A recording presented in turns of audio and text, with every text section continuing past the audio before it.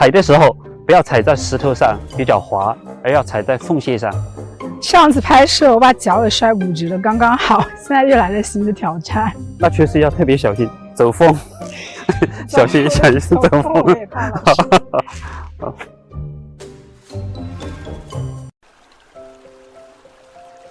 在中国的植物园里面，第一个以苔藓为主题的园林景观长什么样？这位老师叫张丽，是深圳市中国科学院仙湖植物园的副主任。他研究苔藓已经有30年的时间。这块区域就是优苔园。王维有一句诗：“返景入森林，复照青苔上。”我们的优苔园就是以它为灵感来设计的。我们仙湖植物园有一大研究方向就是苔藓。这些年，我们一直想做个苔藓园，一方面为了景观和科普展示，另一方面也为我们的研究提供活材料。优苔园旁边有一条自然的溪流沟谷，在沟谷岸上长了不少野生的苔藓植物，还有大树遮阴。然后又在优苔园的中央开凿了一条人工小溪。在功能上，溪流可以提供稳定的湿度，可以让水汽贯通。我们延长溪流就是为了延长湿气的范围。虽然我们也有喷淋系统，但溪流的存在给我们节省了很多人力电力。在景观上，苔藓是相对静止的，溪流流动且带来了潺潺的水声，让整个画面显得更有灵气和生气，动静相宜。所以最终在对自然的效仿和改进之上，我们的设计师和团队做出了大家眼前所见到的苔藓园。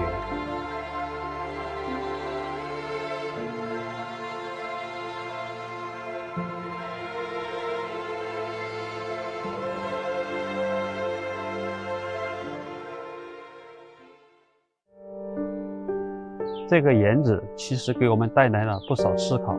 2018年，优苔园还没有建立起来，这里基本上还是自然景观的时候。那一年台风山竹把这里一些大树吹倒了，形成了林窗，增加了光照。这个就是当时台风吹倒的树木吹断的枝丫。本来我们以为这很会影响苔藓的生长，但其实不大，反而给一些喜阳的苔藓提供了生长空间，我们也就引入了一些较为喜阳的苔藓，观赏性和多样性均得到提升。来前沿的学术报告，那么涵盖了植物的远缘杂交、裸子植物进化、森林恢复和苔藓基因组学等方向。那么首先，让我们用热烈的掌声有请第一位特邀专家曲礼佳院士。曲院士现任北京大学生命科学学院教授，基因功能研究与操控全国重点实验室主任。那么长期致力于被子植物有性生殖过程中植物育性调控和杂交障碍形成分子机制研究。今天他带来的报告题目是通过操纵雌雄互作，精准助力植物远缘杂交。我们谢谢，欢迎有请。谢谢，谢谢陈主任。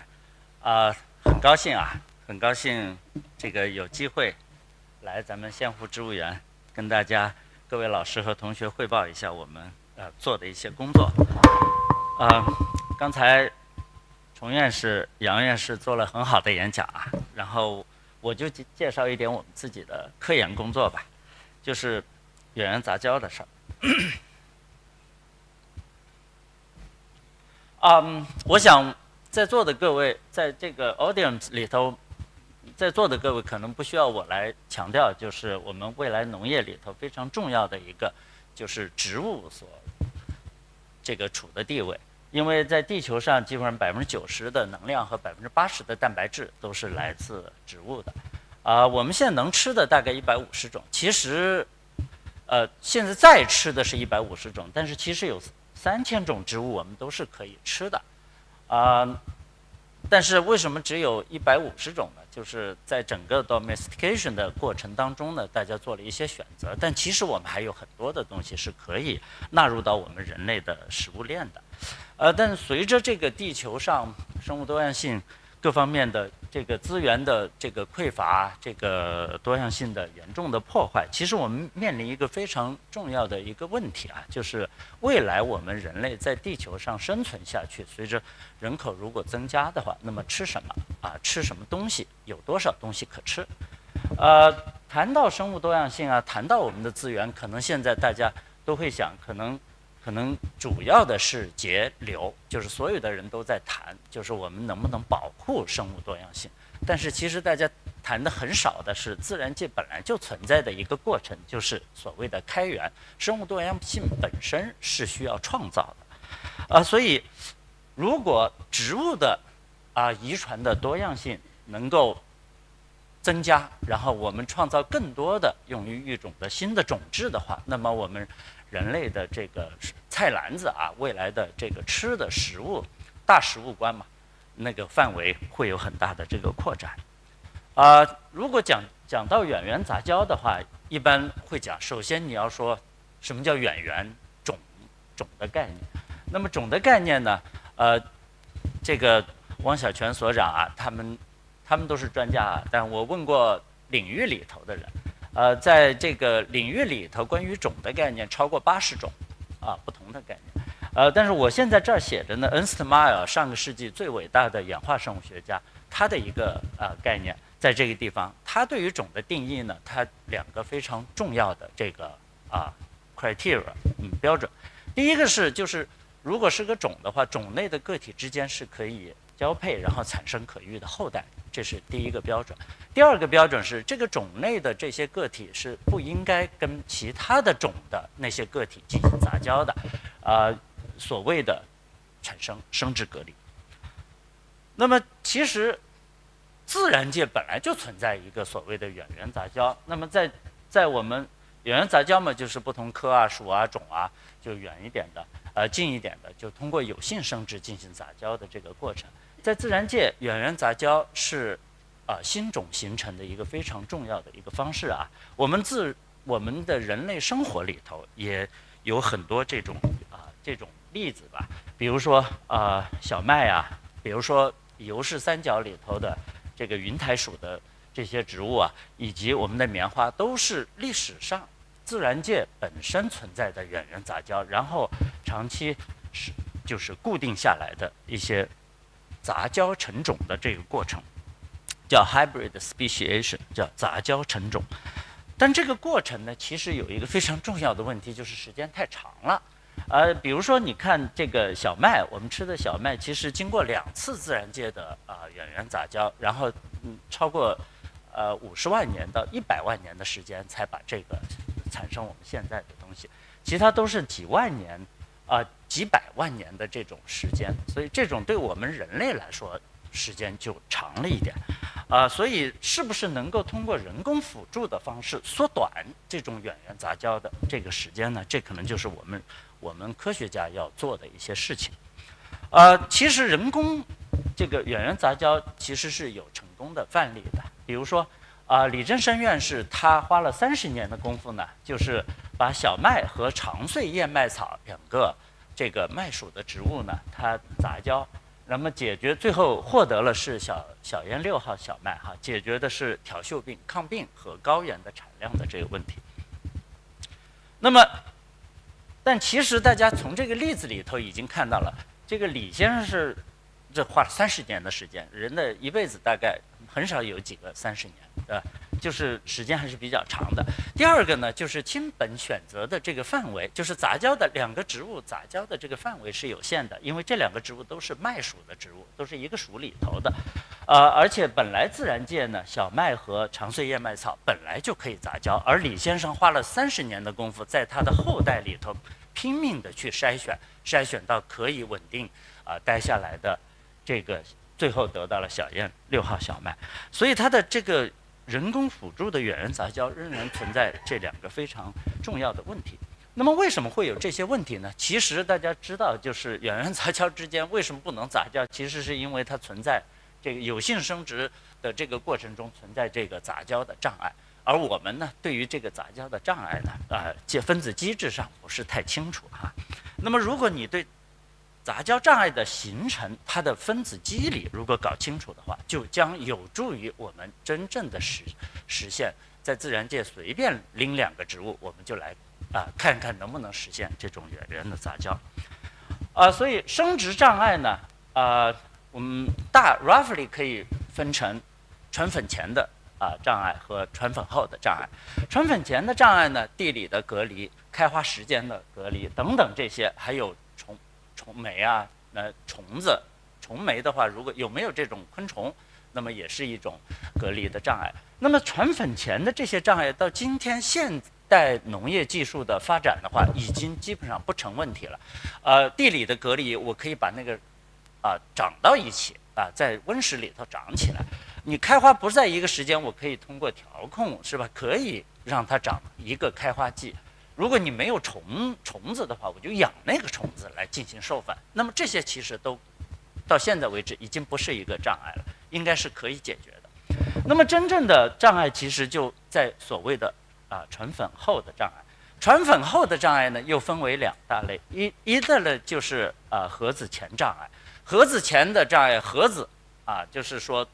精细胞和卵细胞融合，是吧？变成一个胚，变成一个核子。那么核子前的障碍其实就是说，它的结果就是说雌和雄精细胞和卵细胞能不能碰到面，然后受精形成核子，这是它的这个第一个。第二个是形成核子以后的那个杂交的胚，它能不能最后长成一个可育的后代，可以产后代的这个植株，这是所谓的核子后的杂交障碍。那么现在已经知道的杂交障碍呢，就是它造成的结果其实，就是说不能受精嘛，你不能受精，不能产生后代，当然2个植物就不能杂交了。这是从本质上我们搞清楚了。那么人工辅助的远缘杂交，它有一些困难。有人说，那我把2个植物的体细胞拿来直接杂交，然后给它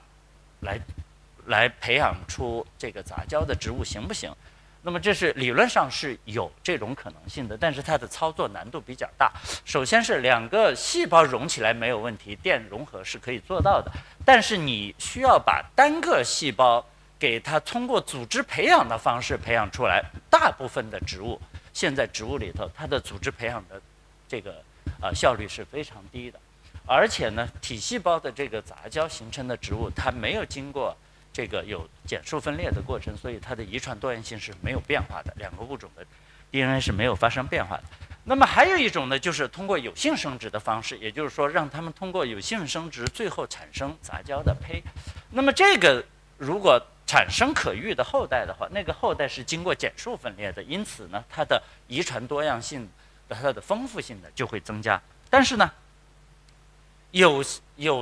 这个有性生殖过程，因为我们都不知道它的这个分子机理所以核子前的这个杂交障碍，就是这个精细胞和卵细胞能不能碰上这件事情，其实是不清楚的，机理上不是太清楚。有关核子后的杂交障碍呢，大家也做了很多了，就是有一些方法，比如说 chromosome doubling， 比如说 embryo rescue， 这些都是很好的一些解决方案。Unfortunately， 可能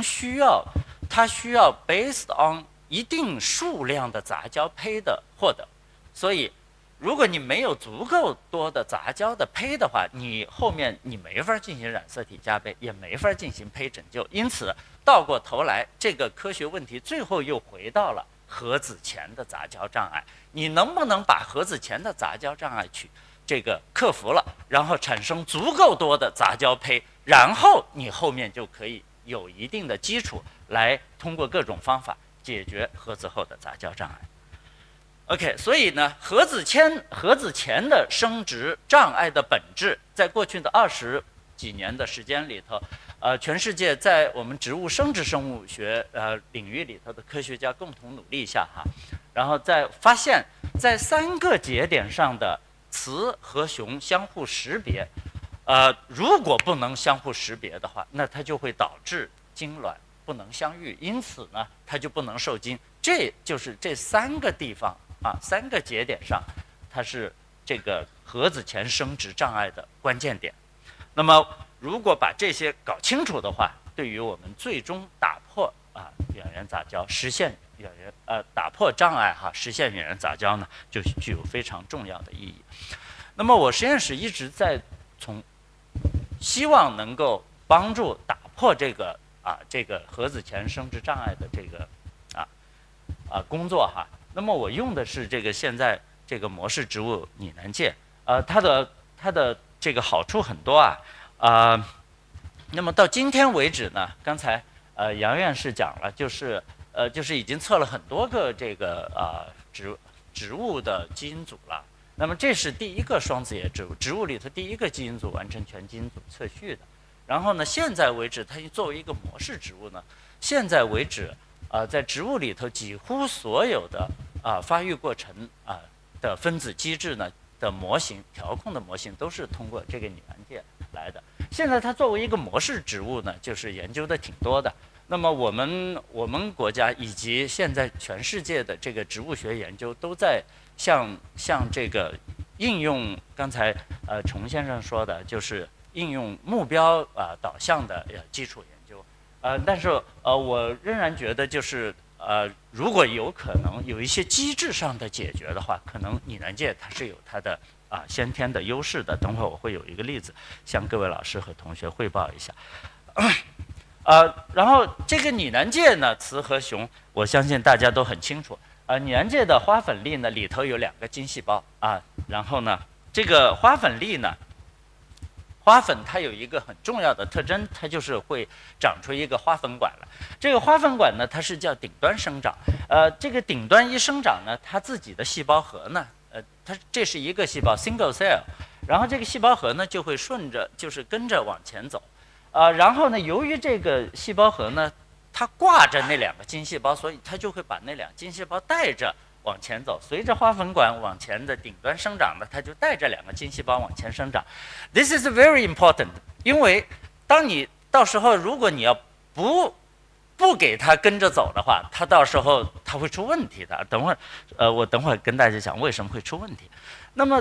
拟南芥里头的雌配子体呢，就叫胚囊。这个胚囊是在这个 pistil 的里面埋在那个里头。那么拟南芥里头是一个7细胞8核的这个工作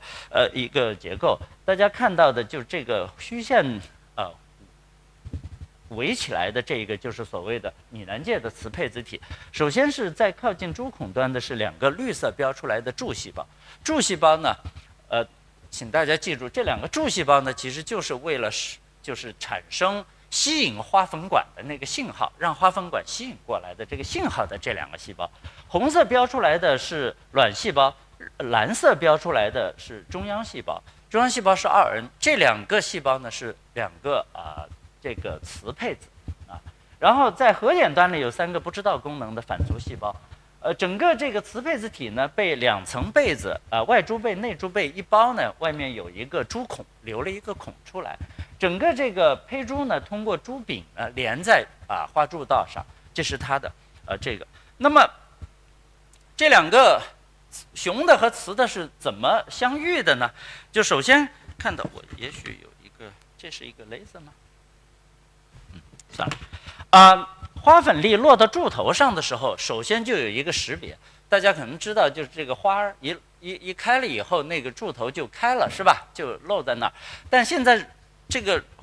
空气中其实充斥着各种不同的花粉，所以很多花粉我都会录上去。那么在那个地方，这就是其实第一个节点就是它识别完成以后，只允许自己的花粉往下长。这是一个很重要的。好，这个识别完成以后呢，它就花粉管呢就萌发出来，穿入花柱，长入这个柱头花柱，然后进入花柱道。进入花柱道以后呢，它在这个柱细胞分泌出来的我画红色星星的这个吸引花粉管信号的诱导下呢，它就穿出隔膜，爬上珠柄，非常精准的通过珠孔进去。然后就跟这个柱细胞打招呼，框出隔膜。谢谢杨老师，谢谢。然后就打招呼，打招呼的后果呢，其中一个柱细胞要程序化它自己就死掉了。死掉以后呢，花粉管进去以后就爆裂，广爆裂了，爆裂就把2个精细胞呢就是送到卵细胞和中央细胞之间一个非常小的空间里头。我们学校苏德莫尔根老师把这个空间的大小都测出来了啊，就那么很小的一个空间。所以呢，刚才我说的，为什么说那2个精细胞一定要挂在那个核上，一定要跟着这个花粉管往前长呢？是因为如果爆炸的时候你不在前面的话，那你躲在后面的话，一炸那2个精细胞炸不出来的。所以这个意义还是非常的重大的。最近这个为什么如何这2个精细胞是挂在那个这个细胞核上的，叫花粉管的核上的？最近2篇 Nature Plant 的杨卫才老师和这个北师大的张毅老师side by side 2篇论文啊，就是他有一个这个细胞骨架的那个笼子，把它俩给它笼在一起，非常有意思的工作。好，这里头可能有一个需要跟各位老师讲的，就是每次只有1根花粉管穿出来。如果你看一个自然的 pistil 的话，你会看到花粉管就是一次就1根管出来啊，这是一个非常重要的一个现象。然后呢，就是炸出来了以后呢，就会分2种情况。第一种情况是5分钟之后它会精卵融合，10分钟以后呢，精细胞和中央细胞融合，双受精完成。因此呢，受精卵变成胚，然后呢，这个受精集合受精以后就变成胚乳。成功双受精以后，有一个信号会发出来，告诉那个宿存的，就是不是有2个绿色的细胞吗？这个绿色的柱细胞们没有死的，第1轮没有死的那个柱细胞叫宿存柱细胞。双受精完成以后，有一个信号会发出来，告诉那个宿存的柱细胞说：“你快死吧，因为我们这个地方双受精已经完成了，你不需要再吸引更多的花粉管过来。”刚才我跟各位老师介绍过，就是柱细胞的功能就是为了送出吸引花粉管的信号，把花粉管吸引过来。已经完成了的话，那你就不用再吸引过来了。所以这是一个双受精完成的 scenario， 第一种情形。当然还会有一些情形，就是说在15分钟之内双受精没有完成，这时候呢，这个让它死去的这个信号就发不出来，因此这个宿存柱细胞就不会死，那它就一直会发这个信号，然后呢就会把第2个花粉管吸引过来，然后又打招呼，这个再死，然后花粉管再爆炸，再送出2个精细胞来，给它第2次受精的机会。因此呢，这个过程呢，就有一个词专门来形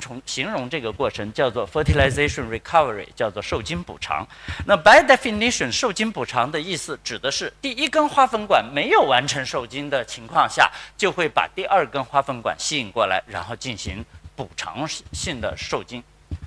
但是这个科学问题讲的这个过程介绍到这个地方的时候，肯定有很多人就要想了啊，为什么第2根花粉管一定要等到第1根花粉管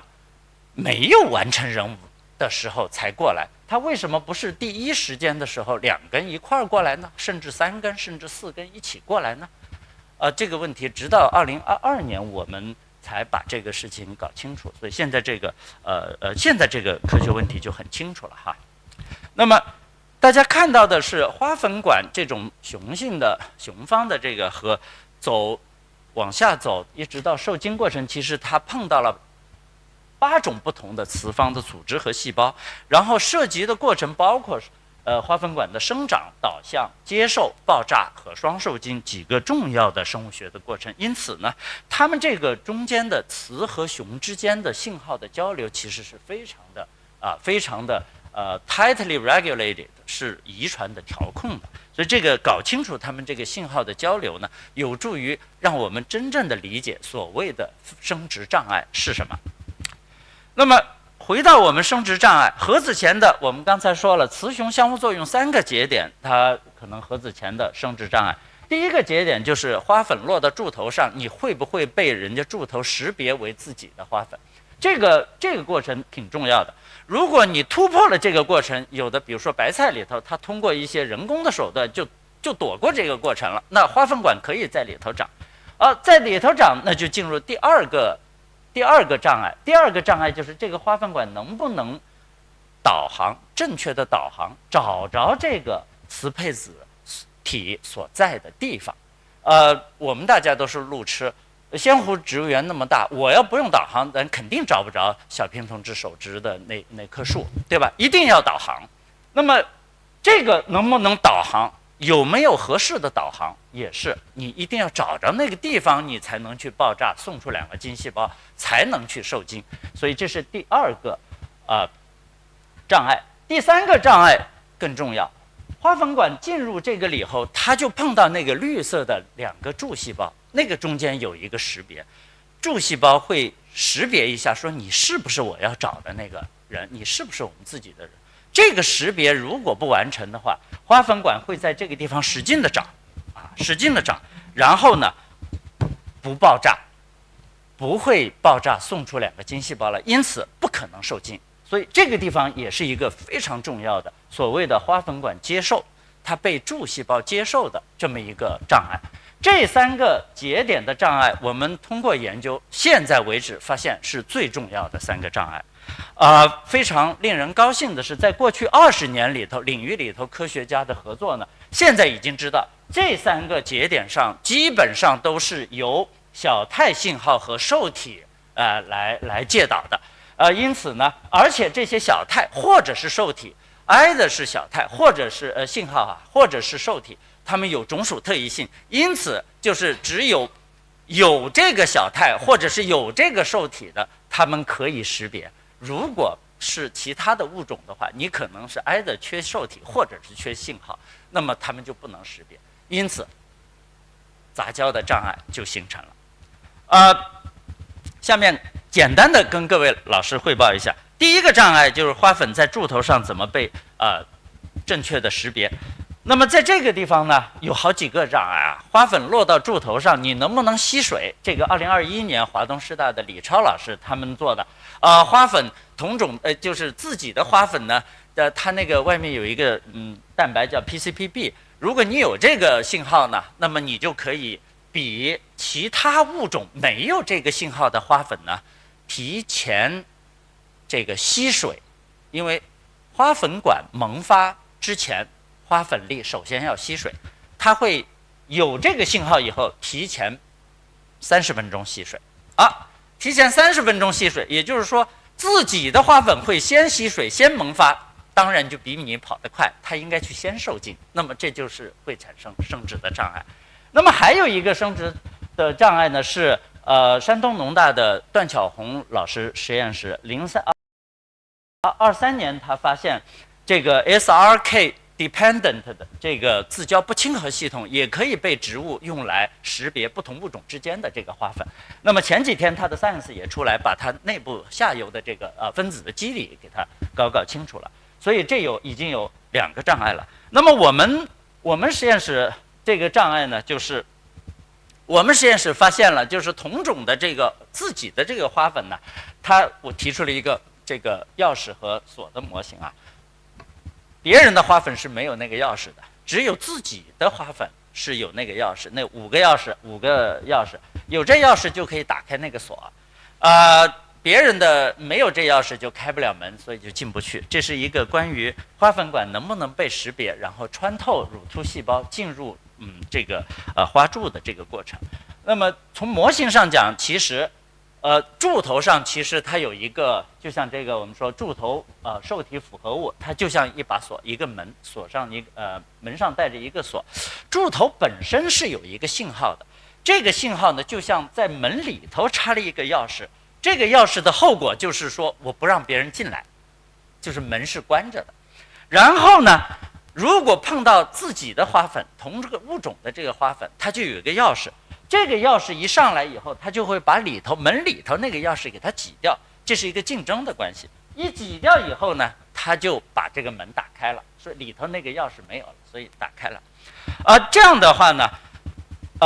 如果我把锁整个破坏掉，你会看到，就是远远的花粉落在拟南芥的柱头上，肯定不能穿进去的。但是如果我把拟南芥柱头上的那个锁全部拆掉，门全部拆掉，破坏。因为我们知道受体了嘛，所以就把它突变掉，那么这些花粉都可以进去，对吧？当然还有一种就是我人工合成那个钥匙，我带着那个钥匙来抹到这个柱头上，把其他的花粉直接往上一放，你会放到它都能进去。这个其实在70年前，米丘林其实已经提出来了，就是当时他们已经发现说自己的花粉是可以生长的，但是呢，远缘的花粉是不能生长。那么，但他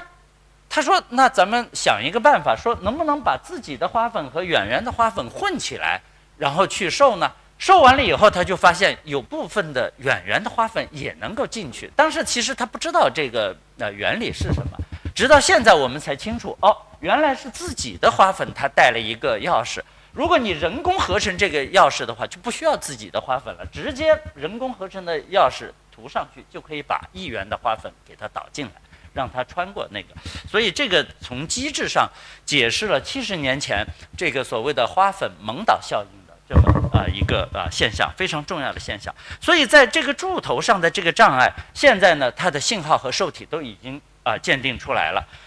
远缘的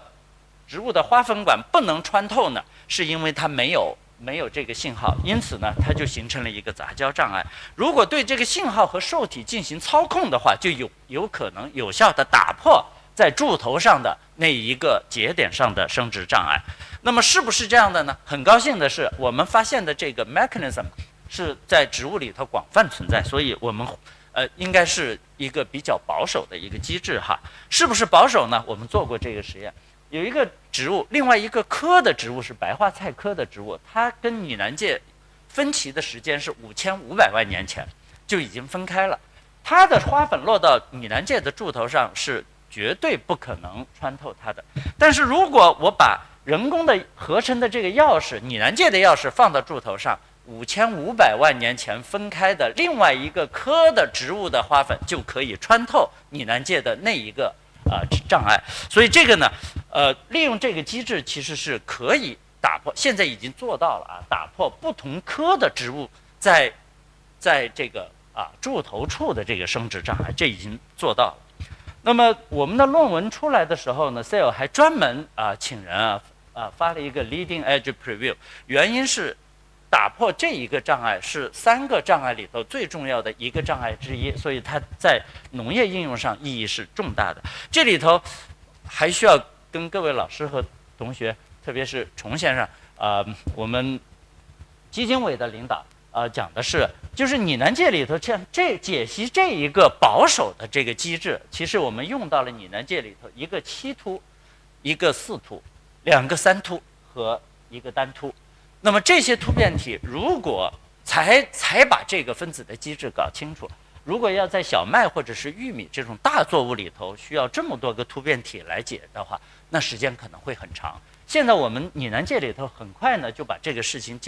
机制搞清楚了，而且发现它是保守的，所以它应该很快就可以用在大作物上面。这也是模式植物的以及对它的分子机制研究的基础研究的这个重要性我觉得在这个工作里头体现的还是比较充分的。第二个障碍呢，就是花粉管能不能导航，那个导航系统是什么？现在已经知道的是，这个导航系统无非就是说应该有个信号来吸引它，然后这个花粉管上有个受体接受这个信号。那么就像你手里拿着一个天上有北斗，然后呢手里拿了一个接收机就是这样的。那么这个过程呢，其实大家看到的花粉管要过去非常精准的要找到这个地方，那么它这个导航过程主要是由柱细胞分泌的吸引花粉管的信号，然后呢以及花粉管这个头上的这个感受这个花粉管信号的这个受体来定的。那么它是由这个柱细胞分泌的花粉管吸引信号以及花粉管上面的这个受体来决定的。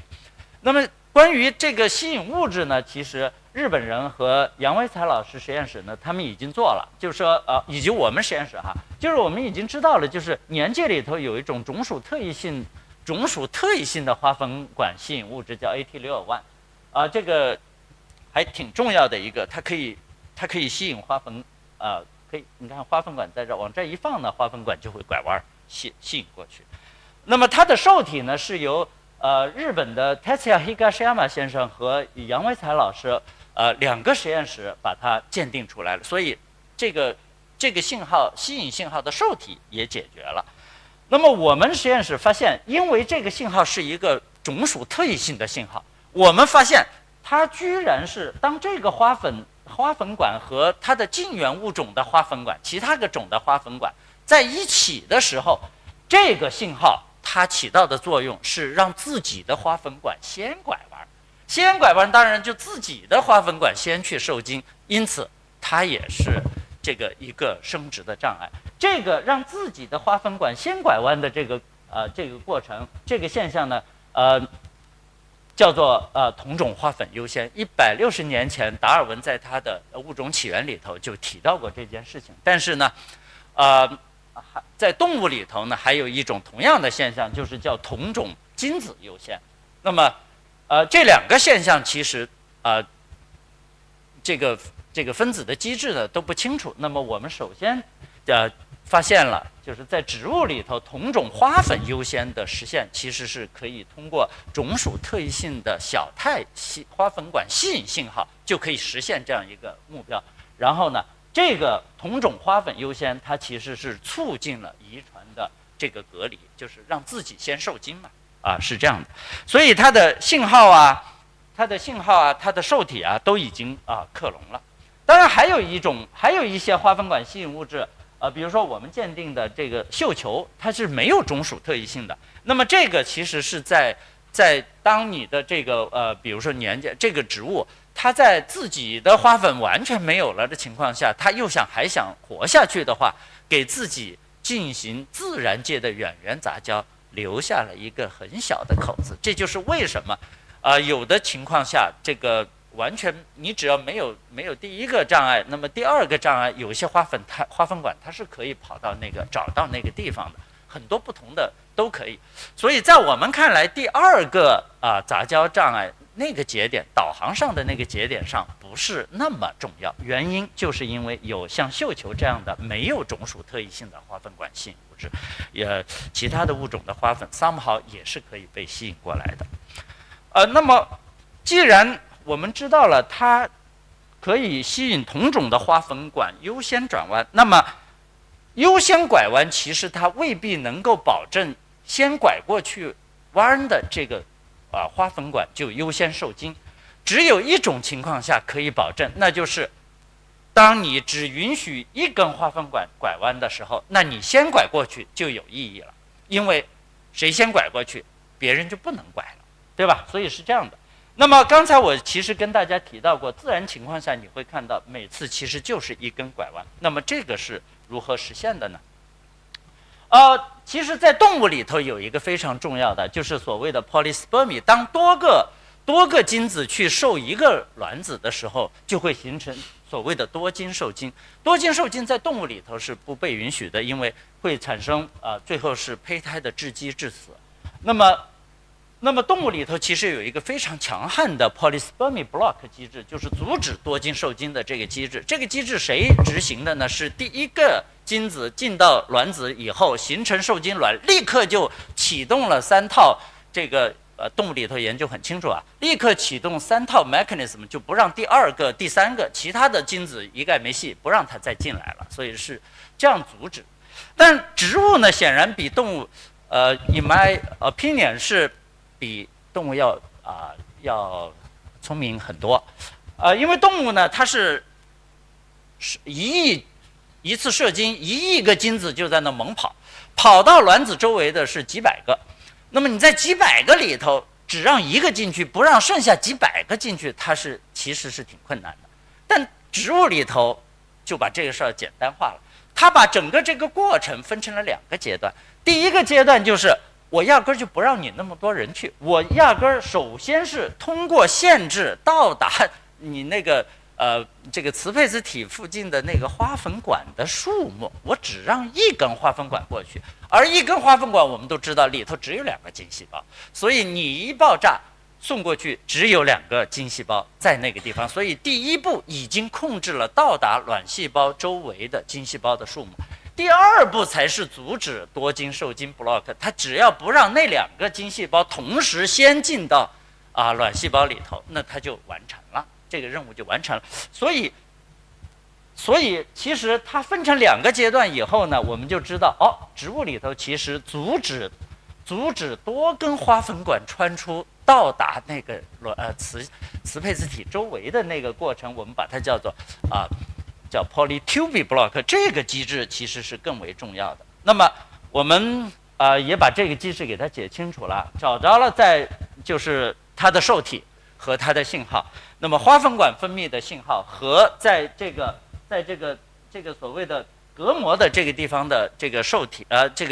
受体，那么它们共同一结合以后呢，就会在这儿形成一个我们把它叫一根墙。那个墙呢就会不让第2根花粉管穿出去 ，OK。那么现在这个信号和受体都已经弄完了。那么整个这个我们现在知道的就是这样的了。就花粉管在花粉管吸引物质的叶导下拐弯穿出隔膜，这时候它分泌的信号就在这儿建了一个墙，不让第2根花粉管过来。然后它继续长进去以后识别，然后它死掉进去再爆炸送出2个精细胞来。记住，这个是一个单细胞，爆炸以后呢，它其实它分泌的这个信号就会在20分钟之内就没有了。也就是说，这个墙会在20分钟之内拆掉。然后20分钟是什么？这个地方5分钟，这个地方10分钟，20分钟之内双受精已经完成了。这时候呢，完成以后呢，速存柱细胞就会接到信号，就会死掉，中间就是一个15到20分钟的 time window， 这个 window 就很短。那么非常完美的解决了这个问题，就是当你这个炸掉以后，15分钟这边就已经完成受精的话，它就会死掉。它死掉以后就不会再有吸引花粉管的物质分泌出来。因此，当你把这个墙拆掉的时候，这个花粉即使在这个地方有花粉管，它也不会转过来。原因是没有吸引花粉管的物质了，因为它已经死掉了。好，如果炸出来以后15分钟之内它没有受精完成，这时候它就不死。它不死呢，这个吸引花粉管物质都在。15分钟的时候呢，这个墙又拆掉了，因此当这时候如果有第2根花粉管来的时候，那花粉管就会再出来，就会被吸引过来。吸引过来呢，它又把墙建起来，说第3根花粉管你不要再来了啊。那么它又过来走这一遍，然后呢识别让它死掉。所以这就是所谓的受精补偿，再炸出来这是第2次受精补偿。然后呢过一段时间它又要拆掉了。所以就是这个20分钟，所谓的20分钟的时间的窗口，让这个花粉管穿出隔膜和受精补偿这2个看似矛盾的东西获得了一个完美的协调和解决。这个呢大家觉得很高兴就一下就可以把这个2个事情给它解决了。所以 Science 还专门为这个论文呢发了一个 highlights 来介绍一下这个。那么其实你想启动，刚才我说到启动受精补偿的时候，你怎么保证这个花柱道里头正好它有花粉管在那个地方，能够让你启动受精补偿来进行第2次授粉呢？这个受精呢，这也是一个非常重要的问题。最近呢，我们就发现了，其实它有一个非常重要的现象。而年芥它是一个自花授粉的植物，大家都知道，因为它不需要虫子来帮忙，因此它的花也很难看，花的器官也比较少，然后花粉粒也很少等等这些，它这个就叫做 selfie syndrome 自交综合症。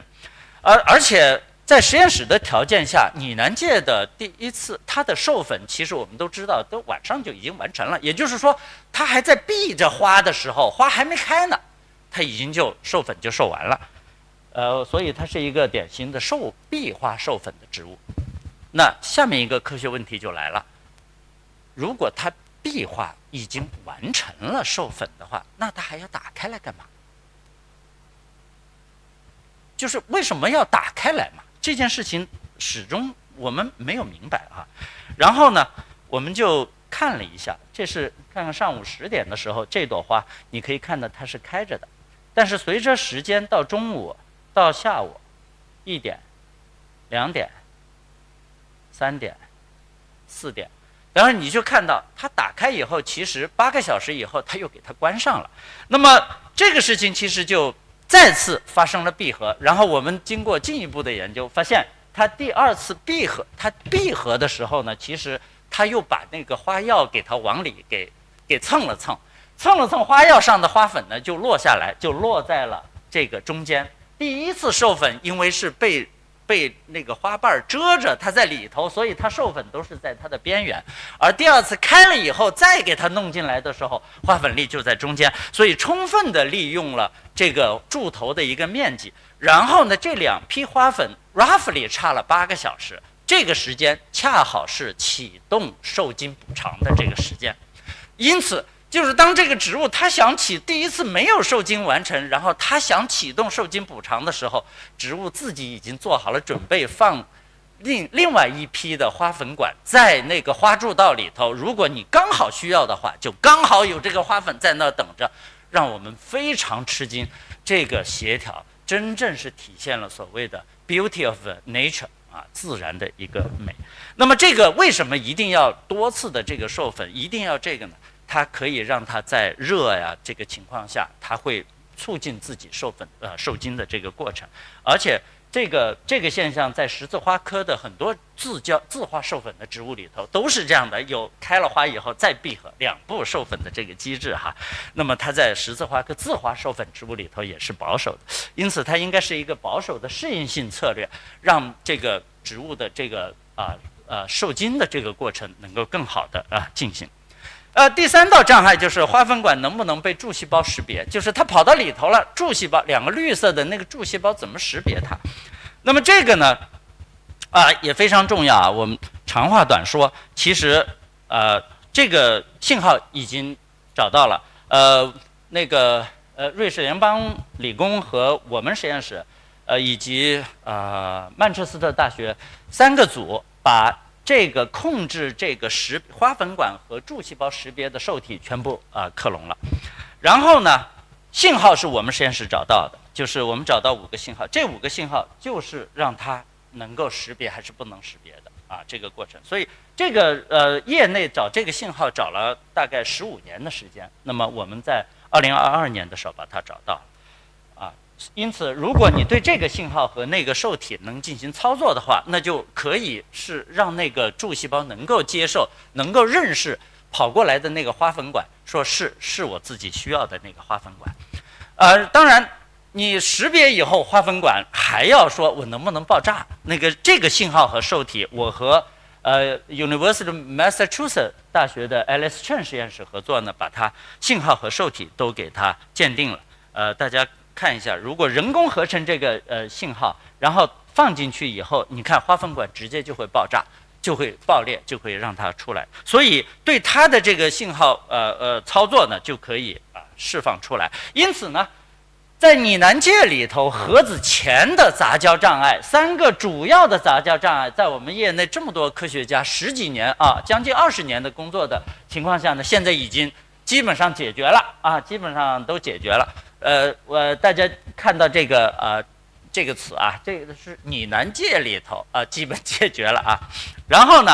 就是如果你去操控它的话，就有可能实现拟南芥和其他的物种的这个花之间的进行的这个受精，然后获得杂交的胚。那么现在的这个未来的这个挑战，其实就是我们知道的都是拟南芥的。那么其他的这个其他的像园艺作物经济作物、粮食作物里头，它的那些杂交的障碍，它的那些怎么样？那么跟拟南芥之间有多大的异和同？它的信号是什么？受体是什么？至少有一个方向了。年芥里头是通过小肽和信号和受体来弄的，但是呢，其他的物种里头，它的信号是什么？受体是什么？这个还需要大量的基础研究，所以有很多的工作要做。当然，在双受精的过程中，其实还有很多的科学问题。大家看到有一些科学问题是都还没有解决的，希望我们也还在还在努力的工作解决这些重要的科学问题希望以后有机会再来向先锋植物园的老师和同学们这个汇报。最近我们把这个生长和导向之间的关系基本上解决了，所以希望以后还有机会来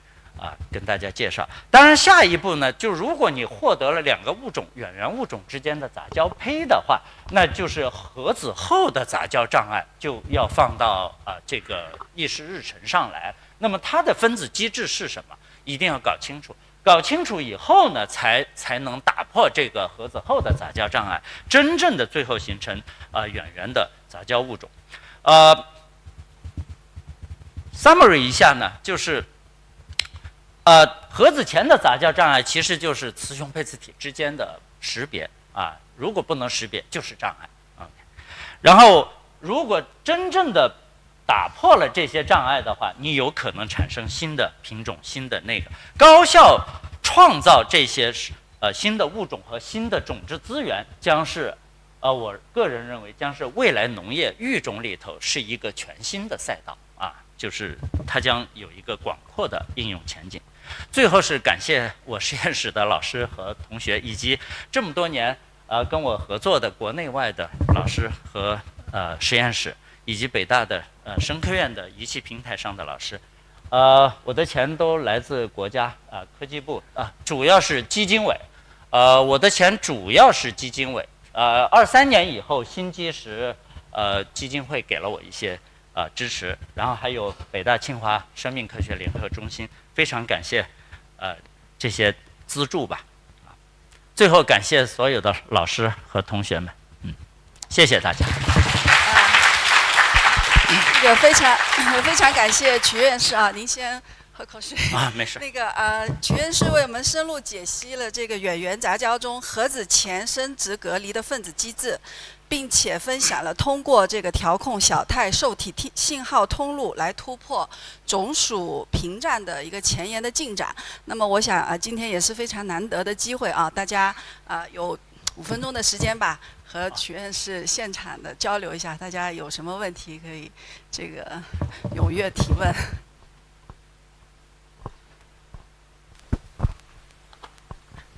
曲院士您好，我是鲜活植物园苏江平。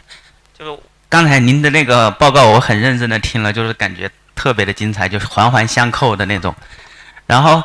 其实我有一个问题就是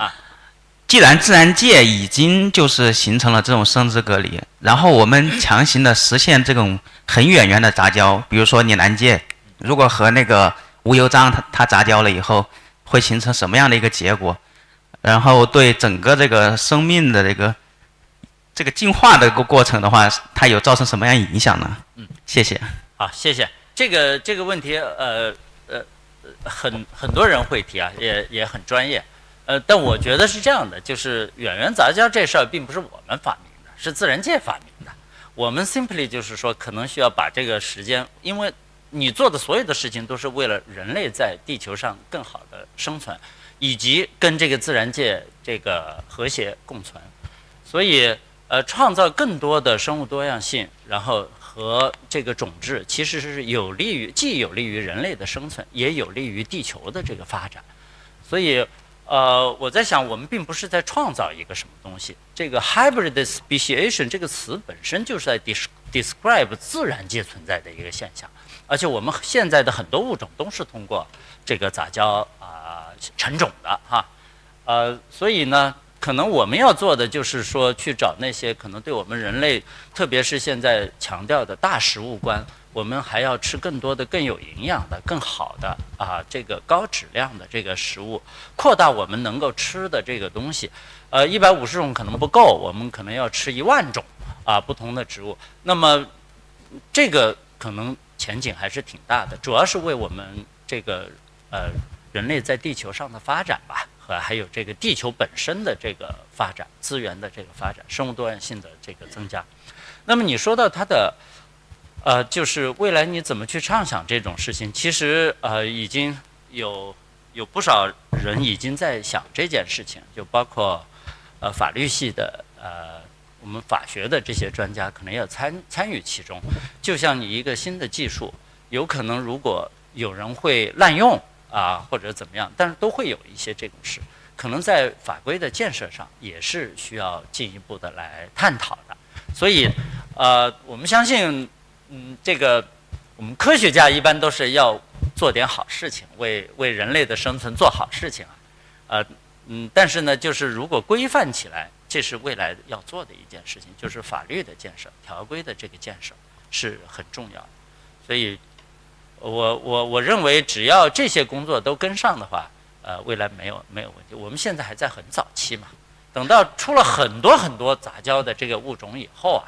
然后你可能就要去，比如说它食品的安全性等等这些，可能就会有其他的这个法律以及检测的这个机构参与其中因为 domestication 农业是1万年，它1万年以后1万年过程中它这个对人的毒性对这个营养其实是经过优化、经过选择的。那么你产生了新的这个以后，也可以再经过一个驯化的这个过程，只不过是你用了一个新的材料而已。所以我认为并不矛盾好的，谢谢。下一个问题。林飞。曲老师，我想这个请教2个问题吧。第一个就是其实曲老师讲到这个，其实受体和它的小肽，其实很多的这个同源基因嘛。这个里面我刚没仔细看那个结果是不是存在这个都要达到这个，比如说4突7突这样一个，还是说它本身就是存在就是这样很冗余的这样一个过程？因为它不同的这个分支上面，我看它基因数目其实是差别还是比较大的。这个看曲老师是怎么理解这个问题的？这个很正常，因为植物跟动物相比，它是这个全基因组复制很多植物是复制了很多遍，所以它从单个基因的数目、基因家族的数目来说，是比动物要多很多的。这也是导致我们植物里头 gene redundancy 它的冗余性很强。这就为什么做基础研究要拟南芥来做呢？它相对做起来简单一点。其他的植物的用起来其实好办的，就是因为你人工合成信号嘛，你就有可能。然后你要是这个受体呢，你可能需要转个基因进去，然后人工合成信号就有可能导致它们中间的这个识别。所以其实这里头2个关键的东西，既然是小肽嘛，就是蛋白质合成技术，这个已经解决了。要不要修饰？现在看来，我们做下来的蛋白质合成以后，基本上通过氧化，不用做其他的修饰，就可以完全 mimic 这些蛋白质在小肽在这个它的信号的功能。剩下一个就是转基因的，就是现在的问题就是很多的植物的转基因并不成熟，很多稀有的或者说不常见的这些植物转基因的可能性比较小，所以你把受体转进去的这种能力还没够，所以这还是未来要做的事情。但是至少拟南芥里头已经指明了一个方向，大的框架已经定下来，你只要去操控它，那么是可以。至于某一个特殊的这个物种，它里头是不是重复，差别是很大的。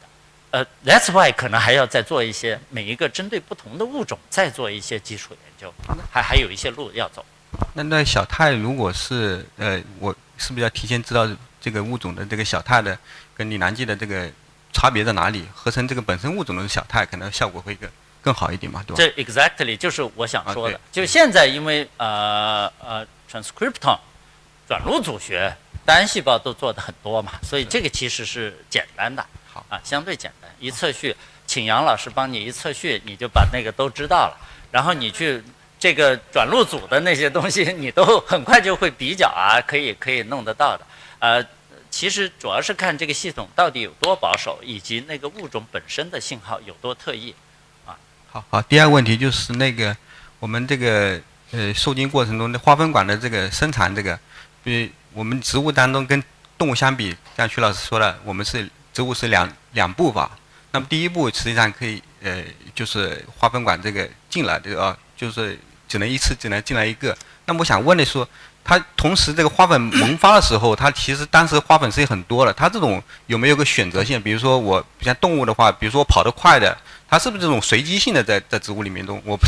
是很清楚你问了一个非常重要的问题在动物里头，它是直接选择谁跑得快，但其实动物里头也没有搞得清楚，因为同时跑到卵子周围的有几百个10的2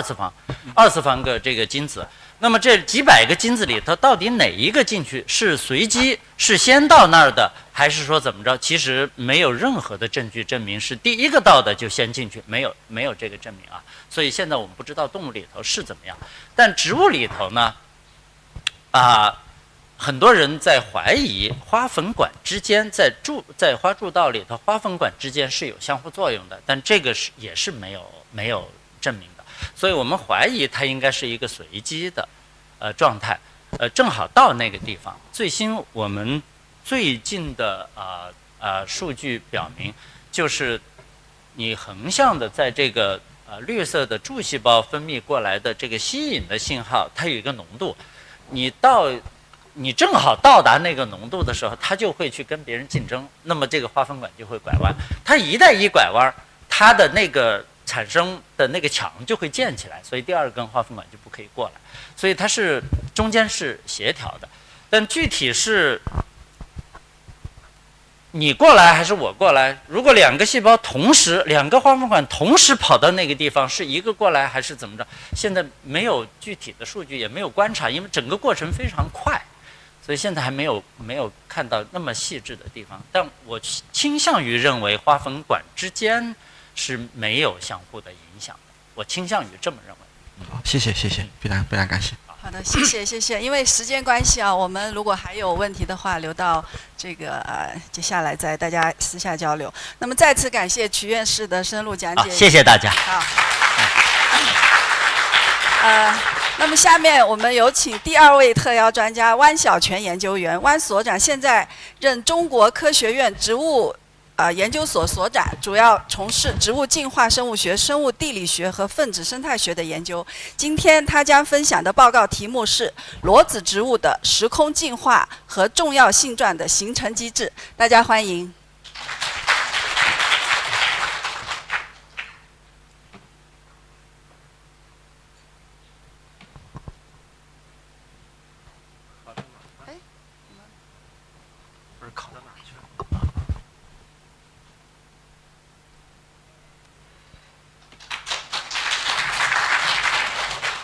好，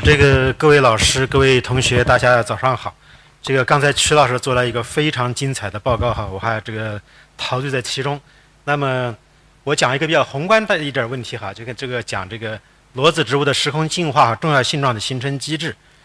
题目非常大，从3个方面。第一块呢，就是讲裸子植物的亲缘关系，包括它地理分布格局的形成。因为物种的进化关系如果不搞清楚，物种不搞明白，所有的生物多样保护都无从谈起。为了体现工作的这样一个系统性呢，就是我第一块工作呢，在有些地方讲过，大家可以听过的可以忽略。第二块呢，讲裸子植物的物种形成和在群体水平的遗传分化。第3块呢，要尝试的学习裸子植物当中这些重要性状怎么去研究，因为裸子植物的大数不好研究哈。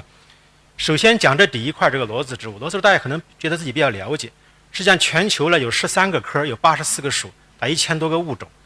松柏类当中呢有70个属，614个物种。大家说你这么一点物种呢研究什么呀？它实际上不到被子植物物种的0.36%，但是松柏类的614个物种就构成了世界森林面积的39%，所以它的经济和生态价值非常大。当中包括我们的苏铁和银杏占的面积都非常小，主要是松柏。那么裸子植物大家可能觉得没有被子植物漂亮，但是它除了营养器官以外，它的生殖器官形态是非常的五彩缤纷。那么除了我们的苏铁、银杏以外，这右下角的几个都是我们教科书上大家非常关注的，像麻黄啊、百岁楠、买麻藤，就是我们的泥藤这类植物，长得非常怪，像被子植物，但它实际上是裸子植物。那么裸子植物呢，经常形成大面积的纯林，一个物种，它具有非常独特的适应性，这很好，但是它的世代周期非常长。比如说典型的松柏类植物，我种下一粒种子，想研究一个世代，再让它结种子的话，我就该退休了，所以难度非常非常大。基因组呢也十分庞大，就是说在基因组时代，我们测一个大基因组似乎不是问题，但是你要把全球的物种进行基因组测序，真正要搞清楚这些物种的关系，还需要通过群体水平的一些细节分析的话，那这更恐怖，经费是非常昂贵的，所以研究难度也非常大。所以你看下面的话，小的基因组基本上被子植物、裸子植物基因组松鼠基本上20个 G 以上。那么另外它没有这个遗传转化体系，就是你做到一定的程度以后，想验证哪个基因哪个功能怎么做出来，它很难去做这件事情。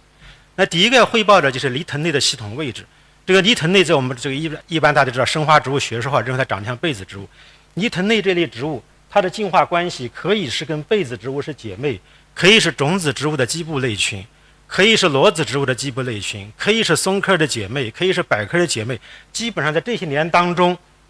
基本上轮流坐庄。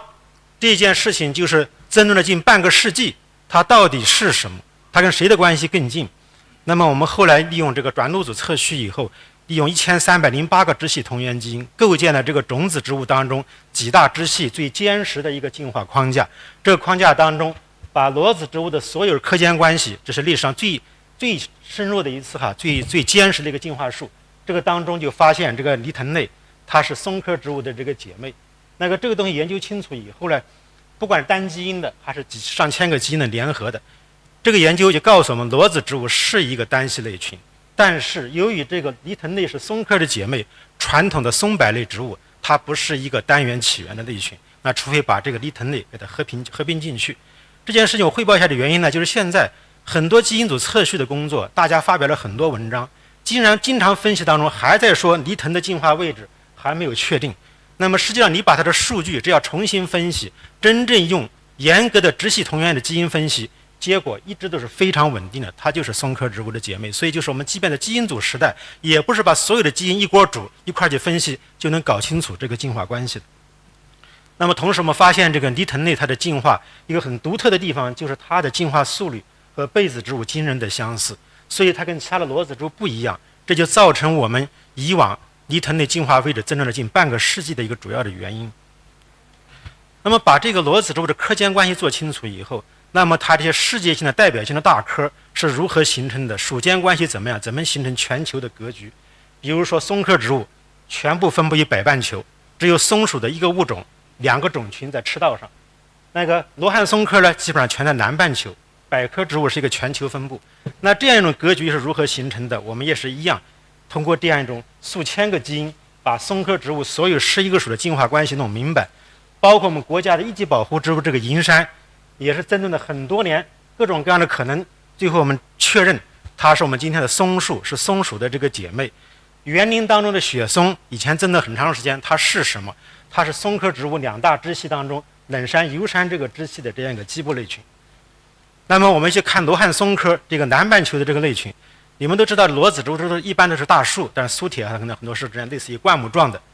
裸子植物还有一个异养的，不全是自养的。这有一个分布在新卡利多利亚岛的寄生松 Praxitaxis， 非常奇怪，它寄生在自己同科的另一个属上，这个 Phaeacridifolium 这个属当中。所以南半球的格局，它的这个经常形成一个种托，但有的时候呢也没有种托。那么我们也是一样，把罗汉松科的所有的19个属的进化关系重建完以后，就发现这个类群实际上它起源于三叠纪的冈瓦纳大陆，基本上是在澳大利亚往这个区域起源，最后形成南半球的各个大陆的这样一种分布，到北半球分布的非常少。这当中一个有趣的事情，刚才我说的寄生松它基本上起源于侏罗纪这个时间，但是它的寄主在新生代时候起源。就换句话说，这个寄生松它很可能是它的祖先不是寄生的，后来它的寄主发生了这样一个转化。我们把这个祖先性状的重建以后，就发现这个罗汉松科的祖先是没有种托，它的种子也不肉质化，但是后面产生了肉质化的球果或这样扁平的叶，它是适应于被子植物主导的这样一种森林。那这个柏科植物就是植物来，包括传统的杉科，包括我们的沙漠这些类群。那么我们做完了以后，也是把它全球所有的这个属进行了重建完以后，这样一个结果呢，就是这个杉科植物是起源于这个三叠纪的这样一个亚洲这样一个区域。那么当中有一个有趣的事情，就是说它的这个分布祖先分布区的重建当中，一个就是北半球的白亚科和南半球的澳洲白亚科，这2个亚科的分化时间刚好在1.6亿年前左右，这刚好是南北就是我们的劳亚古陆和冈瓦纳古陆分离的时间，这2个大陆的分离导致2个亚科的这种分化。因为时间关系呢，我就把这些轮廓性的给大家说一下。那么到此为止呢，就是说裸子植物当中的所有的科间关系、属间关系，除了这个苏铁我以前用单基因做以外，基本上的组学水平全部进行了重建。这也是裸子植物科属间进化关系全球当中，我想现在是最 solid 的这种 phylogeny， 也是后面所有研究进化的一个框架。那在这个基础上，那我们再看裸子植物当中一些属怎么起源，物种多样性怎么形成，如何形成一个全球的分布。我举一个例子，这个松树，松树大家都非常清楚，松树也被大家称作这个世界上木本植物当中最重要的一个属，它全世界大概有113这个物种或者114物种，这个不同的分类系统不一样。这么重要的一个类群，以往的时候它很多物种的分化经过关系的话都是不清楚的。你们看到园林当中的这个松树，实际上松树几针一束，它有1根针的，有2根针、3根针、5根针，是每一束上可以到11根针的，而且还有一个叶子是扁平的，分布于越南的扁叶松。那么这个类群还有一个很独特的地方，它的物种多样性基本上分布在中纬度的山地，和传统的这个物种多样性的纬度梯度假说，就从赤道到两极物种多样性是逐渐减少的。那么为什么松鼠分布于中纬度山地？中纬度山地的这些物种到底是古老的还是年轻的？那么这些东西都非常值得去研究。松鼠的这个球果也是非常长的球果，有40-50公分长，重的可能有几斤重，小的可能一个巴掌厉害看不见，对吧？这个变异非常大。种子在把它种翅去完了以后，这个变异也非常大。这个当中，这就是我们吃的巴西松子儿。这个巴西松子儿这不产在巴西，因为整个松科植物没有跨越过赤道，这是分布在巴基斯坦西部往这些区域的，这个巴西松子儿。那么它的这个种子呢，那么有的是具有这样一个关节的，有的是没有关节的，有的的种翅就没有了。没有种翅的这个种子一般比较大，这基本上适应动物传播。还有的这些残存的，比如我们国家的大别山五针松，有点残存的这个种翅。那么对这样一个非常重要的森林植物类群，我们也是利用的1600多个基因，把它全球所有的物种，除了加勒比海的一个物种还不一定成立，我们建立了迄今为止一个最高分辨率的进化树，把这个科当中的2个亚属、4个组、13个亚组的关系，包括越南的扁叶松，所有的东西给它进化关系搞清楚了。那么我们上面看到的颜色是跟地球的板块的颜色这是一致的哈，你能看见松鼠它的进化关系当中体现的，在全世界应该发生过非常多的迁移事件。那么如果通过分子钟的度量，90%的物种起源于中新世。我们想象的松树非常古老，但是现存的物种基本上都非常年轻。那么比如说我们说的这个保护，比如说我们的不丹松长得非常漂亮，以往认为它是这个乔松的，放在乔松当中，但实际上通过我们的研究，不丹松是非常好的一个物种。那你比如说分布于赤道的松鼠，这个南亚松和苏门答腊松，它只是在松鼠的一个支系的基部，换句话说，松鼠它不是热带起源的。那么比如说看我们喜马拉雅的长叶松和大西洋的这样加拉利群岛的这样一个加拉利松，它们俩是一个姐妹。如果说我们研究生物多样性、研究物种多样性，不从全球的尺度去看，只研究自己的一个区域，它的很多兄弟姐妹都不知道在哪儿，很多事情是研究不清楚的。那么是这样一个关系。另外比如美洲的三针松这一类的，很多适应火烧生境的这种松树，那么无论是在美洲的东部、美洲的西部还是墨西哥，它都不是一次起源的，都是扩散的非常非常严重。那么这里面就有一个有趣的问题，最后我们去分析哈，物种多样性基本上分布于中纬度。那么你看看中纬度，这个越往红色年龄越大，中纬度的物种也是最古老的。那么换句话说，它的高纬度地区的物种实际上是冰期后往外扩张的，南半球的也是扩张往南的，也是墨西哥这儿也是扩张过来的。所以通过绝灭速率、物种分化速率等一系列的分析，所以我们提出了中纬度山地是松鼠的一个进化博物馆的这个假说。所以这个还是得到很多的关注，也这个 PS 也以这样一个 editorial 以这个北半球松柏类的这样一个方面的起源进化做了一个非常重要的一个介绍。松鼠当中呢，还有一个非常有趣的是这个火烧。松鼠以前它开始的祖先当中呢，是你拿地面的火一烧它就死，然后呢慢慢的演化出这种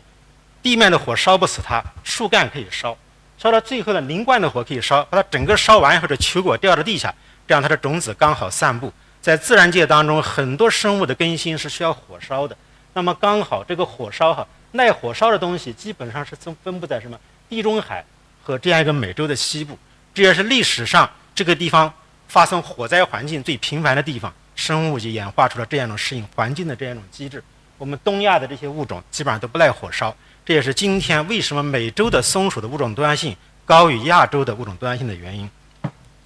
那么另外，我们又把松鼠这所有的物种，根据已经知道的所有分布点，把它的气候、地形、土壤、土地覆背31个环境因子进行全球大数据的提取，分析完以后就发现地形，特别是它的海拔高度，在它的物种的分化当中起了非常重要的作用，包括它的年均温、平均昼夜温差，包括土壤的 pH 也起了非常重要的作用。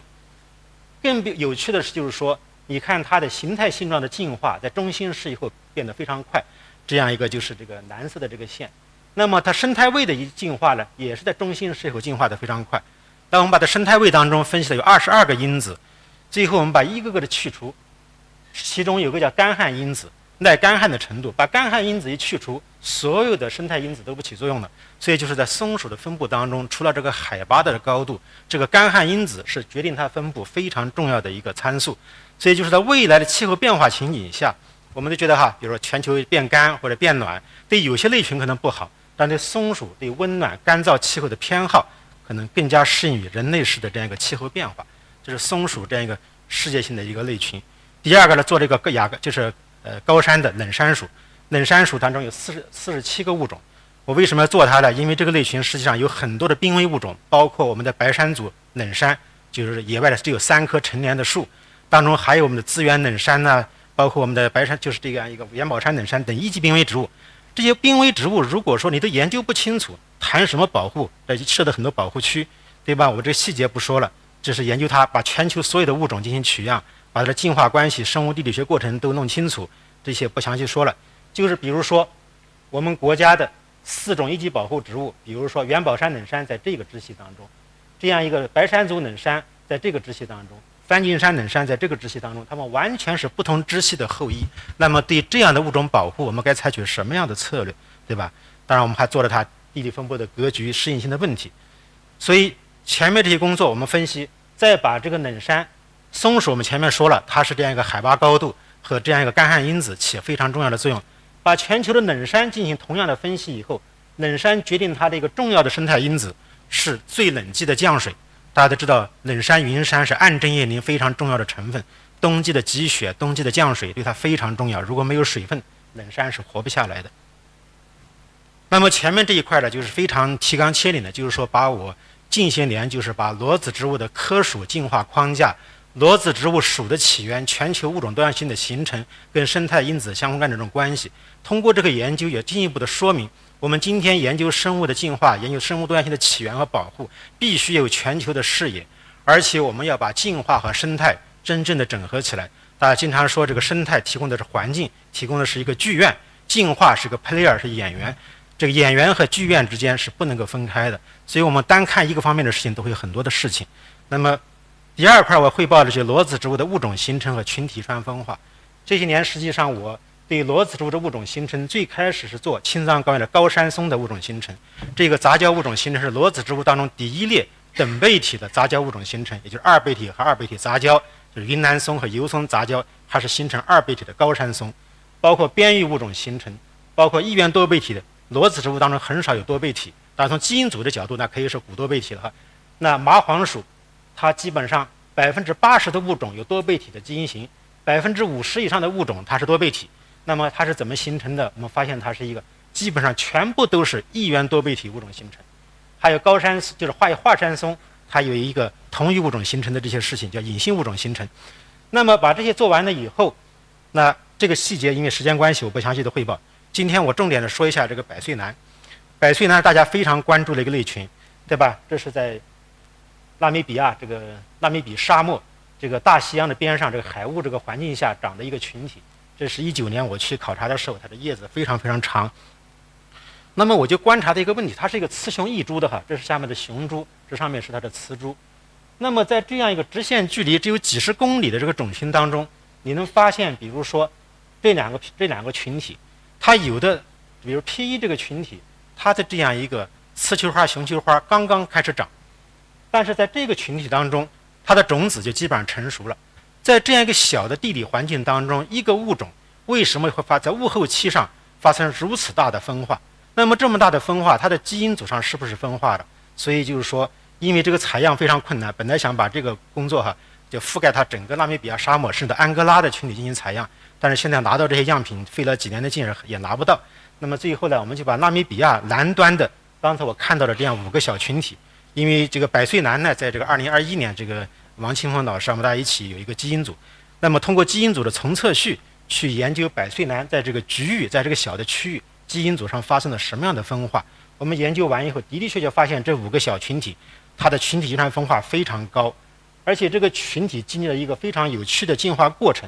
它当时实际上是在这样一个上新世的时候，这个时候的全球气候相对比较温暖，它的种群发生过比较大的扩张。扩张以后的更新世，大家都知道，更新世往以后，冰期到来的以后嘛，它的种群急剧下降，所以今天形成今天的这样一个片段化的分布，这是模拟的有效种群的这个大小，包括它的这个基因流的这个情况，这个我不详细说了。而且我们发现这个群体间的分化，它这个遗传分化是跟地理分化是显著的正相关，跟环境因子也显著正相关。那么这样一个地理距离比环境这个影响呢可能更大一些，实际上环境呢当中起了非常重要的作用，而且跟环境相关的核心的适应性位点，它在这个基因组当中呢是一个广泛分布的。尤其是这相近的同域分布的群体，它的基因组上的基因组岛屿就比较少，这个异域分布的群体的基因组的岛屿呢就相对的比较多，而且这个基因组的岛屿基本上分化，这种分化窗口也是非常广泛的分布于这个整个基因组。那为什么会形成这样一个小的区域，那形成这样的基因组岛屿？我们把这样一个从测序的数据，把这样一个基因组的背景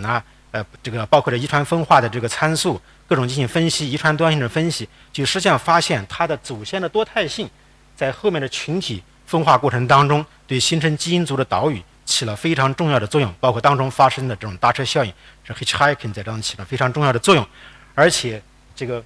分化在不同的群体当中还是不太一致的。那么我们当中更关心的就是百岁楠，它是个雌雄异株的，那么它的性别到底是什么决定的？那刚好拿到这样的从测序数据，刚好我去的时候，我们 sample 了这个30个雌性个体和30个雄性个体。那么从测序以后，通过这个 SLEEP 和 KMRA 的这种基因组的 GWAS 这种分析，就确定它这个性染色体在这个6号就是这个性别的决定区域在这个6号染色体上，而且通过进一步的分析了，那么我们现在只能定位到在72到92兆臂的这个范围当中，因为我们在分析的过程当中想看看这个区域的这些基因。但是这些基因在这个区域的覆盖度非常非常低。一种呢，可能是它这里面的基因有它独特的性；另外呢，可能我们就想着2021年这个大的基因组组装的时候，这个组装的这个质量当中是不是会有一些问题，所以造成我们从测序的时候，在这儿拼接的这个基因相对比较少。另外呢，我们通过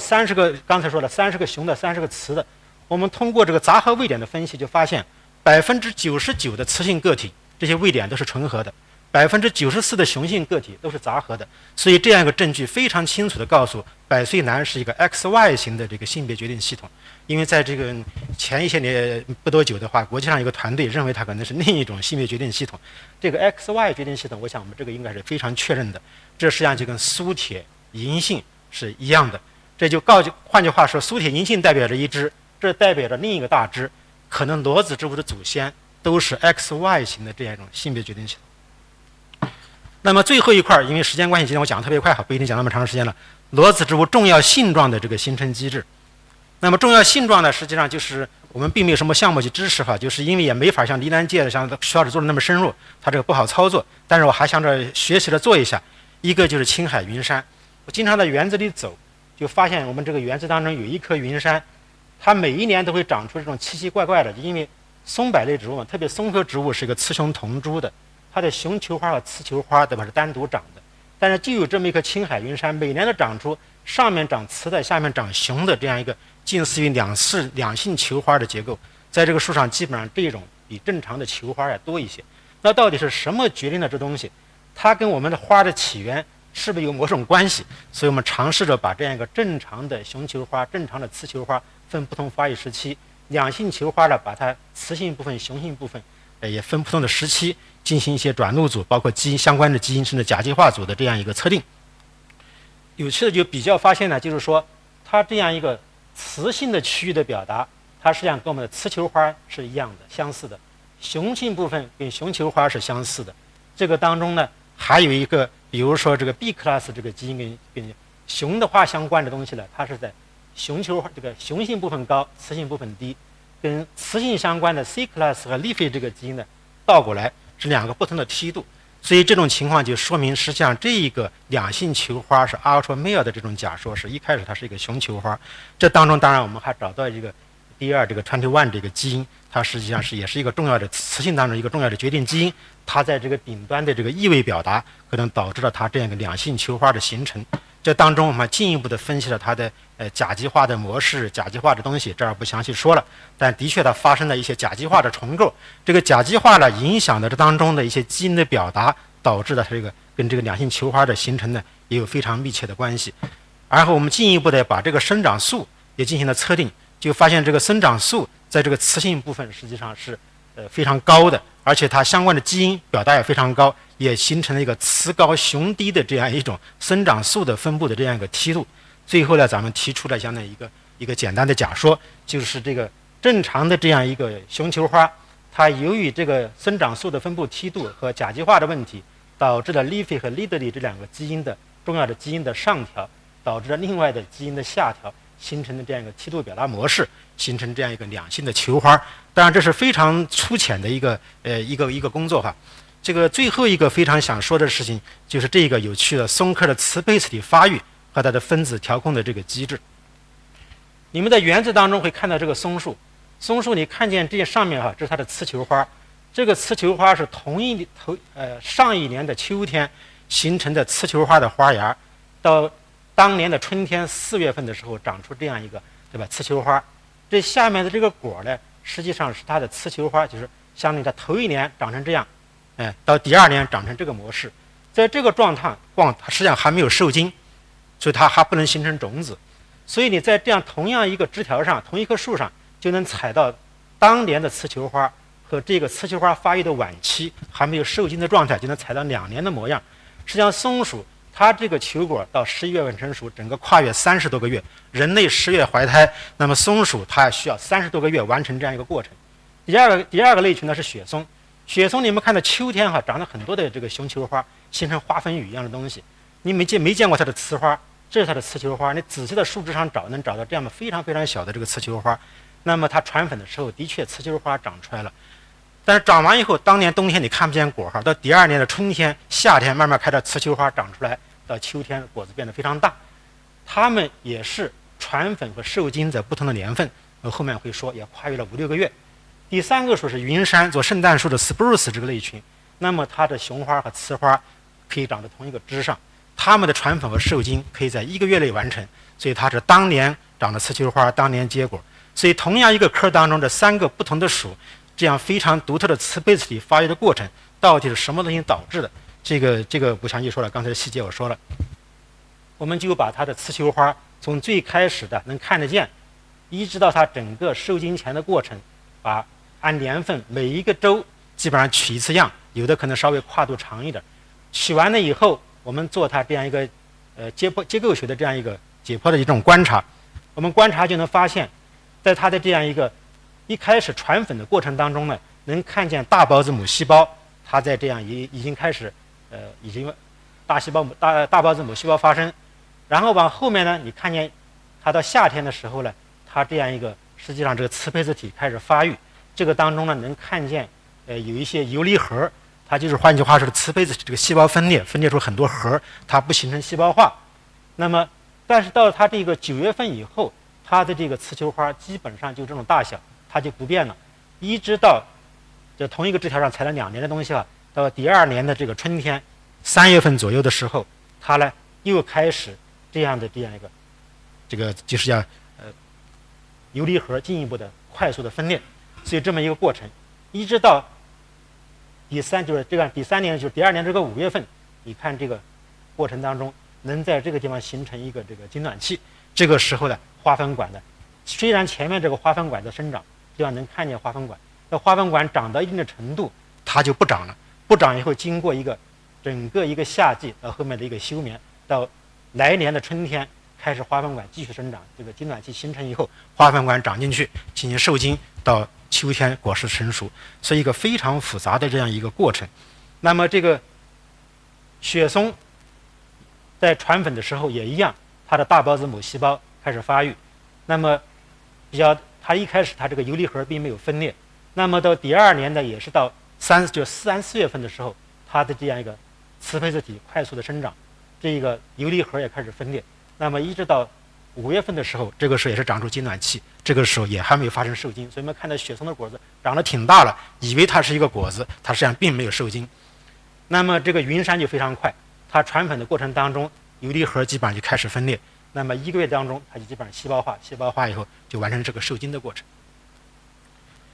那么这是一个大致的这个发育过程。你把这发育过程，把每一个时期的转录组进行分析以后，那么这些不同的时期当中，到底有哪些基因是在不同的时期都表达的，哪些是不同的时期特异表达的，就能把这个游松，我们拿的这个游松就能把它的这个我们采样的所有的时期能分成7个阶段：大孢子母细胞的这个分裂，游离核分裂的1期，游离核分裂的2期，包括中间有个转换期，到来年的时候游离核分裂还有第3期，最后雌配子的细胞化，细胞化以后形成精卵期进行受精。所以这是一个7个时期。那么这个云杉和雪松它分的这个时期相对就少一些，它的游离核分裂那基本上就在1个时期完成。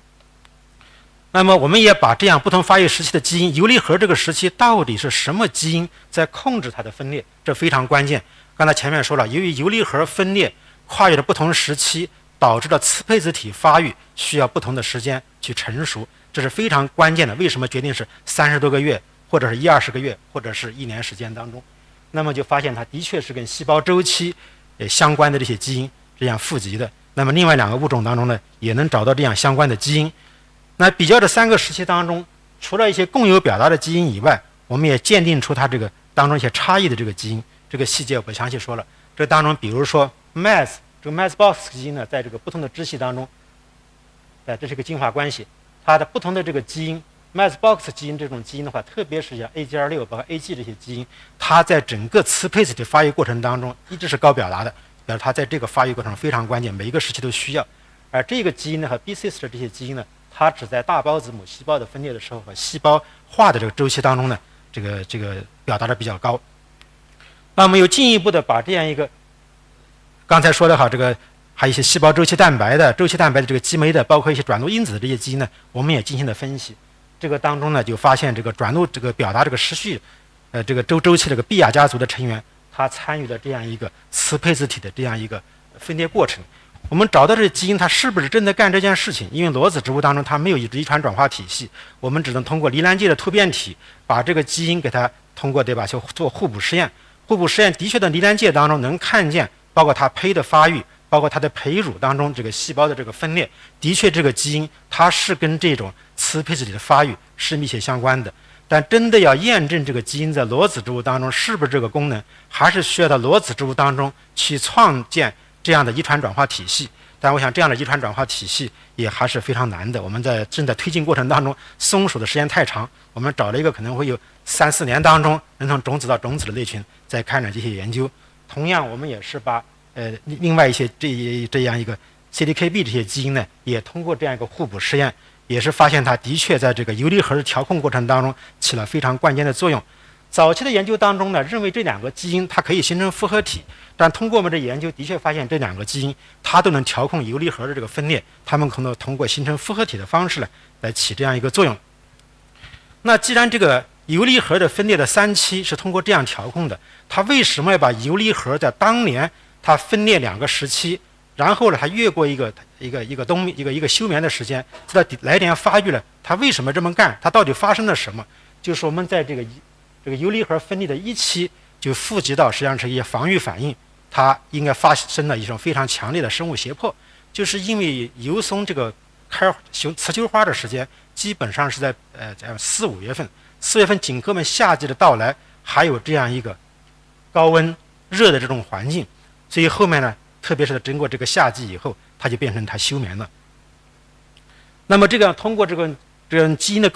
共表达网络呢，我们进行分析的，也找到这当中的一些 Harbor 基因，这 Harbor 基因就不详细说了。我们把这些基因，特别是个 PIF 和 CYP1 这个基因家族的成员呢，我们看看它实际上都是的确发现它可能跟这个2期的这种休眠有关系。那是不是真的？我们就把它在松鼠当中松鼠的2个亚属分化已经有8500万年了。那在不同的亚属当中，不同的种当中，我们就看看这些基因的表达，的的确确发现这个基因的话，在这不同的物种当中，都在游离核分裂的172期当中一个高表达的模式，而在另外的属当中，比如说在云杉在其他的属当中，它表达量就比较低。这也进一步的说明，在这个时期当中，的确松鼠当中的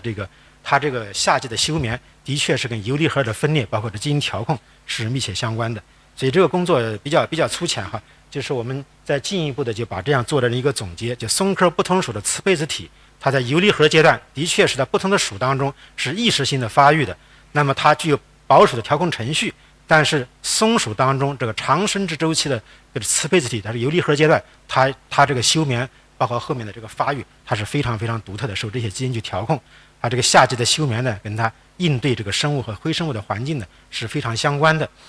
所以这件事情就是说，松鼠实际上它的起源是在侏罗纪就起源了，后来我们发现它的一个姐妹属，它的生殖周期、雌配子体发育也是相似的。这2个属的共有的祖先肯定至少在侏罗纪要更早的时间。也就是说，这么一个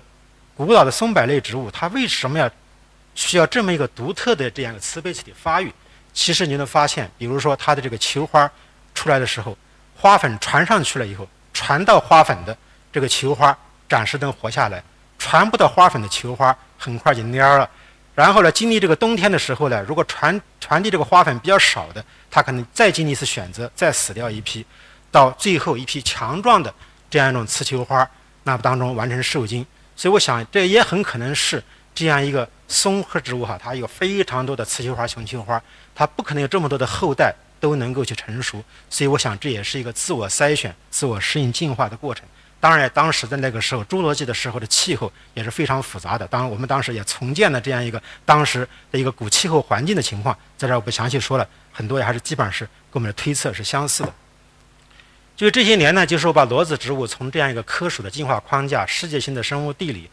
包括物种的这些进化关系，为它的保护提供基础。那这可能还是一个基础的研究。那么大家说你怎么去应用这个东西？我举一个例子，比如说我们也做的这个银杉，银杉我们国家是非常重要的一级保护植物，也是上世纪世界轰动的一个裸子植物的单行属。那么以往你们都知道，中药材我们要搞道地药材，我们想溯源都非常非常困难，化学成分也好，通过基因溯源都非常难。那么裸子植物当中分子进化速率非常慢，我们能不能去溯源？这样的濒危植物，比如说别人把它树木砍走了，木材盗走了，或者怎么样，比如红豆杉这样东西，我们能不能去把它追到是哪个地方来的？所以拿这个银杉作为一个例子，我们就把这样一个各个保护区的样本进行取样，取样通过转录组的测序。为什么选转录组呢？因为这个阴床这些区域可能在个体之间有太多的这个 polymorphism， 那么这个外显子区域的一些变异可能是比较稳定的。我们就通过这样的筛选，以往其他的所谓 DNA 条形码、什么叶绿体基因组什么都测完了都不管用。那么通过这样一个转录组得到的5000多个这个 SNP， 我们去筛选当中特异的这个哪一个种群特异的 SNP， 筛选到以后，我们就针对这一个 SNP 去设计一个 PCR 引物。就是换句话说，我们做到的就是说，能把银杉不同的杉系，我们通过单个碱基做一个 PCR， 我们只要测到那一个碱基，就知道是大娄杉系、顺黄杉系、八面杉系哪个杉系来的。然后我们通过了150多个个体来源不同地区的双盲实验，就是我不告诉你是哪个地方来的，我们通过检测成功率100%。那么，所以就是我们以后就像类似银杉这样的濒危植物，你把它弄成粉末的，只要我能提到点微量的 DNA， 我能告诉是哪个山上来的，那么对物种的保护就能提供一个前沿的技术。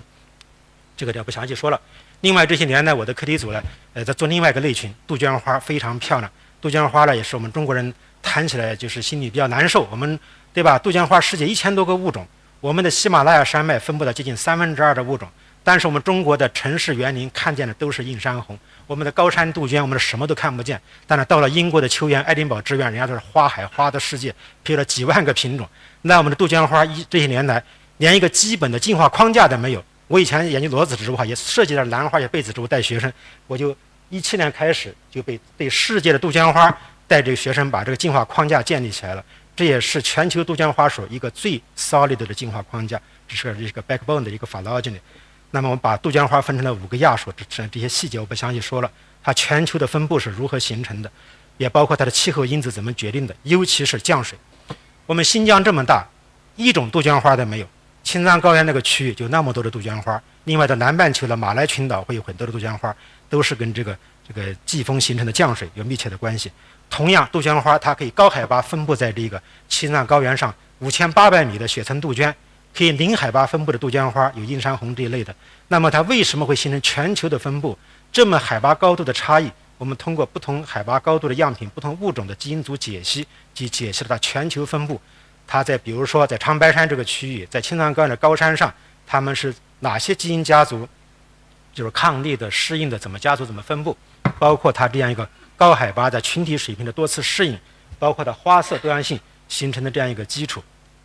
这样我们都做了一个研究，我们还在继续研究。以上工作呢，都是我这个团队，这个基本上都是我们独立的工作，一些国外的合作者、一些朋友提供过一些实验材料，非常粗浅的一个报告，因为为了赶时间，我说的特别快啊，谢谢大家。非常感谢那个汪小泉研究员的精彩报告。那么因为时间关系，我们就是留几分钟来大家交流一下，请大家踊跃提问。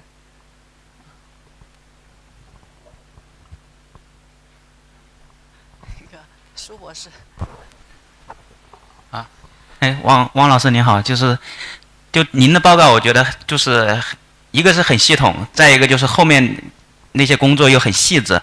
但是对于我们自己做工作来说的话，可能做不到这么宏观的一个程度。然后有一个小小的问题，就是您说那个裸子植物它这个整个系统已经非常 solid 了，就是很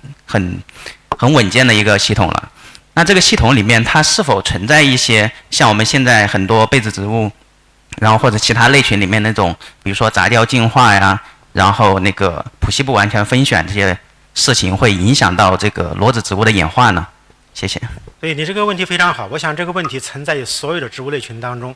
裸子植物刚才说了，绝大部分物种也是在这样一个中心式以后形成的。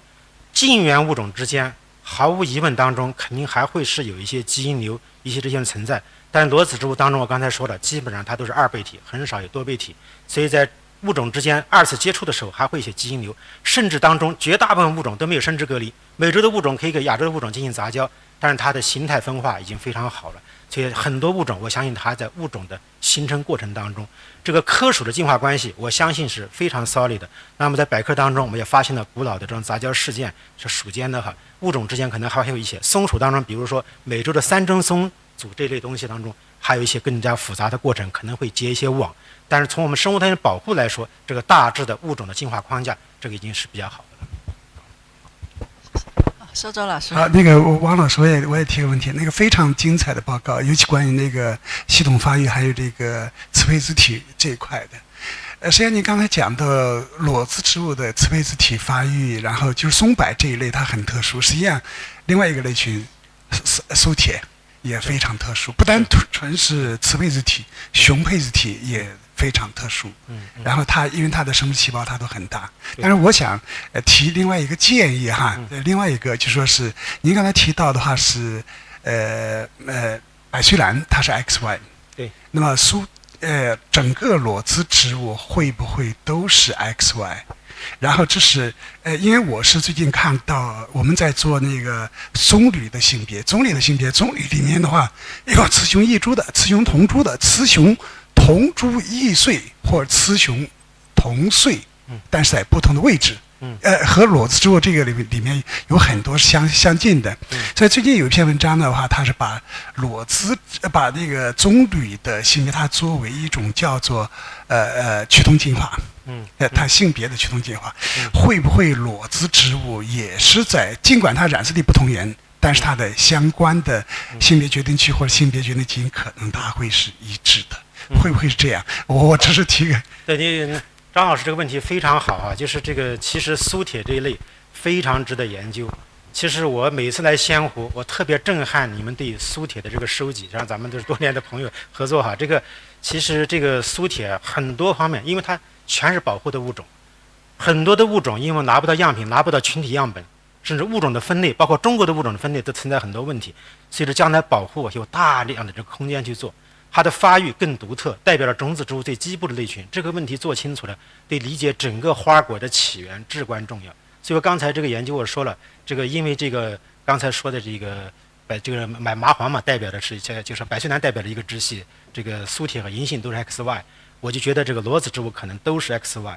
这个被子植物当中，你像说的棕榈说这些东西，那么这种东西会不会是种子植物当中一个共有的特征，或者是在裸子植物和被子植物当中分别发生的趋同进化？这不好说。裸子植物当中，就像您观察到的，我也发现，即便在麻黄当中有雌雄同株的，不光雌雄有雌雄同株的，还有雌雄同花的，就跟这个松柏是一样的。所以这个复杂的这个性别决定过程，实际上通过解剖学还能发现，实际上雌性有时候在一个花序当中，它最后有的退化了而已，形成了一个单性花，非常非常复杂。但是要取到最原基的这个阶段非常困难，所以这是我们大家共同努力的一个方向，一起把这几个揭示下来。谢谢。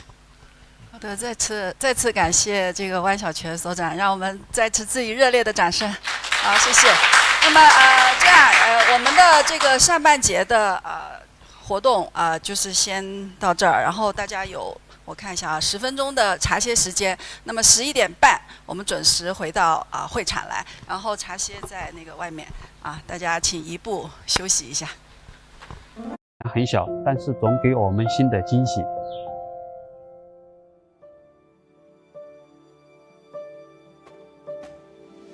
这已经不是张丽老师第一次在苔藓身上感受到惊喜了，他还曾重新发现了中国高等植物红色名录里认定的唯一野外灭绝苔藓泥短月藓。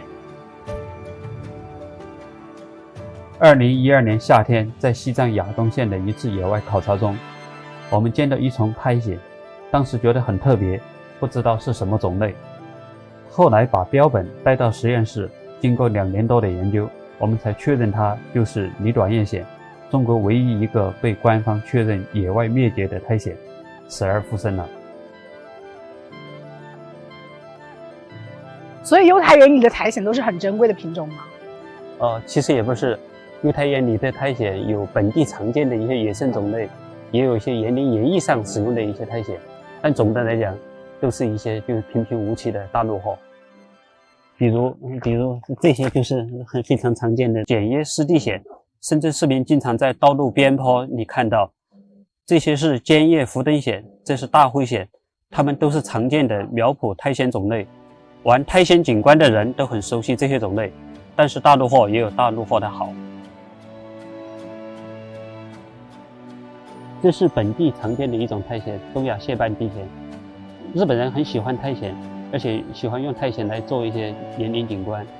但是做景观的人呢，有些又不太喜欢这个苔藓，觉得它不太好看。另外就是它的侵入性，极强，会侵蚀其他苔藓的生长空间。但是我们觉得它们长得还是蛮别致的。你看它的生枝托，长得就像小椰子树一样，很可爱，而且它们的生命力很顽强，是做自然教育、自然观察的好素材。你看。这些看上去很大陆货的苔藓，在日常生活中还有可能想办法把它们除掉。我们把它们做成园子，让大家感受到原来蹲下来仔细观察苔藓，它们是那样的美，那样的独特。这也就是我们做苔藓园和苔藓科普的意义吧。